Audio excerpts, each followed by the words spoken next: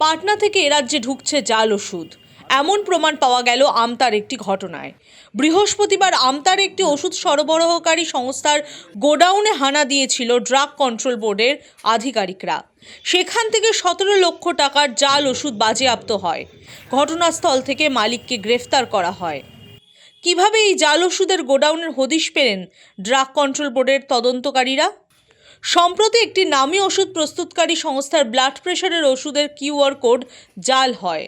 সংশ্লিষ্ট ওষুধ কোম্পানির নজরে বিষয়টি এলে তারা রাজ্য ড্রাগ কন্ট্রোলে অভিযোগ জানান। এরপরেই তদন্ত শুরু হয়। ঘটনার গভীরে যেতেই তদন্তকারীরা জানতে পারেন এই জাল ওষুধ বিহার থেকে আনা হচ্ছিল। আমতার মান্না এজেন্সি নামে সংস্থা সেই ওষুধ রাজ্যের বিভিন্ন জেলায় সরবরাহ করেছে। এরপরেই বৃহস্পতিবার ড্রাগ কন্ট্রোলের আধিকারিকরা আমতার ওই এজেন্সির গোডাউনে হানা দেন। সেখান থেকে প্রচুর পরিমাণ জাল ওষুধ উদ্ধার হয়। হাতে নাতে ধরা পড়েন মালিক, তাকে গ্রেফতার করা হয়। ইতিমধ্যেই ওই ওষুধ সরবরাহকারী এজেন্সি 1,86,00,000 টাকার জাল ওষুধ বাজারে সরবরাহ করেছে বলে অভিযোগ। 2023 সালে কেন্দ্রীয় সরকার 300টি প্রয়োজনীয় ওষুধের গুণমান বজায় রাখতে ওষুধ কোম্পানিগুলোকে প্যাকিংয়ের ওপর কিউআর কোড লাগানোর নির্দেশ দেয়। সেই নির্দেশ মতো ওষুধ প্রস্তুতকারকরা তাদের ওষুধের ওপর কিউআর কোড লাগাতে শুরু করে। সেই কিউআর কোডই জাল ওষুধের কারবারিদের ধরাতে সাহায্য করলো।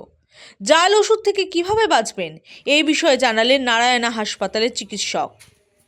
ওষুধ কিনতে গেলে কিউআর কোড ভেরিফাই করে ওষুধ কেনার কিন্তু নিয়ম না। ওষুধ কেনার নিয়ম হলো প্রেসক্রিপশনের বিনিময়ে একজন লাইসেন্স প্রাপ্ত কোনো ওষুধের দোকান বা ফার্মাসি থেকে ওষুধ কেনা। যারা লাইসেন্স প্রাপ্ত বা বড় ধরনের ওষুধ বিক্রেতা বা ওষুধের ফার্মাসি আছে, তারা বিভিন্ন কোম্পানি থেকে ওষুধ সোর্স করেন, যে কোম্পানিগুলোও ভারতবর্ষে স্বীকৃতিপ্রাপ্ত। তো ভালো ওষুধের দোকান থেকে, বড় ওষুধের দোকান থেকে, লাইসেন্স প্রাপ্ত ওষুধের দোকান থেকে ওষুধ কিনলে এই ধরনের দুশ্চিন্তা থাকার কথা নয়।